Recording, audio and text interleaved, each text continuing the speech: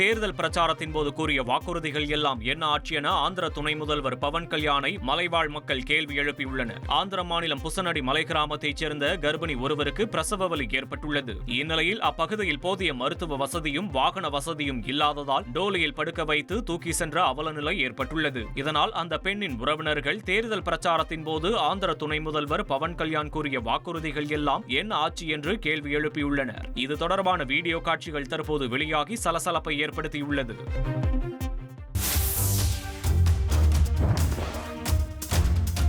நீலகிரி மாவட்டம் உதகை அருகே finger post பகுதியில் கார் கட்டுப்பாட்டை இழந்து பள்ளத்தில் இருந்த வீட்டின் மீது விழுந்து விபத்திற்குள்ளான சம்பவம் பரபரப்பை ஏற்படுத்தியது.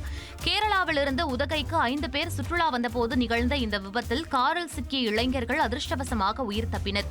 தகவல் அறிந்து வந்த போலீசார் மீட்பு பணியில் ஈடுபட்டு விபத்து குறித்து விசாரணை மேற்கொண்டு வருகின்றனர். ட்ரெண்ட ஃப்ரெண்ட் ஆக்கிக்கோங்க. தந்தி டிவியின் சப்ஸ்கிரைபர்ஸ் அண்ட் ஃபாலோவர்ஸ் குடும்பத்துல நீங்களும் இணையுங்க.